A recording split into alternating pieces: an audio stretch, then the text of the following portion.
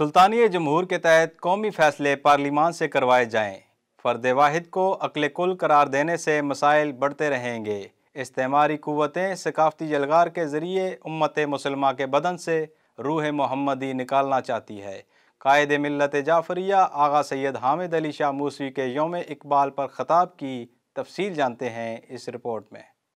Supreme شیعہ علماء board کے سرپرست اعلیٰ قائد ملت جعفریہ آغا سید حامد علی شاہ موسوی نے کہا ہے کہ حقیقی آزادی اور غیرت کے تحفظ کے لیے کشکول توڑنا ضروری ہے۔ فکر اقبال امت مسلمہ کا سرمایہ اور ریاست مدینہ کی منزل کا جادہ ہے۔ سلطانی جمہور کے تحت قومی فیصلے پارلیمان سے کروائے جائیں، فرد واحد کو عقل کل قرار دینے سے مسائل بڑھتے رہیں گے۔ IMF جیسے ادارے ایسٹ انڈیا کمپنی کا نیا روپ ہیں، ان کی شرائط مانی جاتی رہیں تو فساد عام اور آزادی محکومی میں بدل جائے گی۔ حکومت اور اپوزیشن ایک دوسرے کو نیچا دکھانے کے بجائے عوام کو مہنگائی، بے روزگاری، غربت کے عذاب سے بچائیں۔ استعماری قوتیں ثقافتی یلغار کے ذریعے امت مسلمہ کے بدن سے روح محمدی نکالنا چاہتی ہیں۔ مغربیت کے مقابلے کے لیے جامع پالیسی بنائی جائے، محبت اہل بیت، عشق رسالت کا تقاضا ہے۔ ان خیالات کا اظہار انہوں نے حکیم الامت علامہ محمد اقبال کے یوم اقبال کی مناسبت سے منعقدہ خصوصی تقریب سے خطاب کرتے ہوئے کیا۔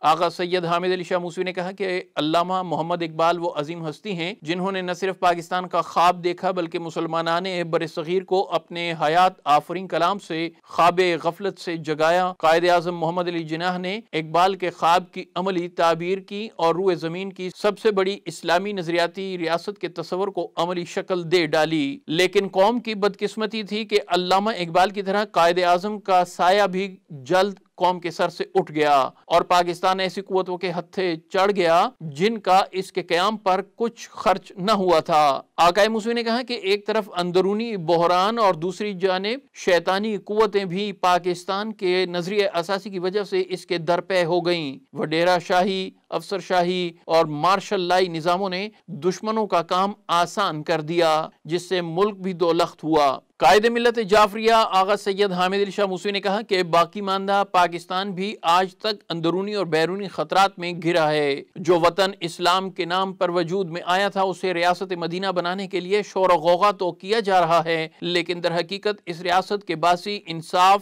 امن، سکون، قانون کی حکمرانی، خوشحالی اور روزگار سے آج بھی محروم ہیں۔ پاکستان کو ریاست مدینہ بنانے کے لیے بالادست طبقے کو قربانی دینا ہوگی۔ انہوں نے کہا کہ امریکہ، بھارت، اسرائیل کا شیطانی ثلاثہ ہاتھ دھو کر پاکستان کے پیچھے پڑا ہے۔ سی پیک منصوبہ، ایٹمی قوت اور پاکستان کا نظریہ دشمن کی آنکھوں میں کانٹے کی طرح کھٹکتا ہے، جبکہ حکومت اور اپوزیشن کی لڑائیاں ختم ہونے کو نہیں آ رہی۔ آقا موسوی نے کہا کہ عالم اسلام اگر حکیم الامت کی بتلائی ہوئی راہ اختیار کر لے تو نہ صرف اپنی کھوئی ہوئی طاقت حاصل کر سکتے ہیں بلکہ پوری دنیا کی جہالت اور دہشت گردی کو پیغام محمدی کی روشنی سے منور کر سکتا ہے۔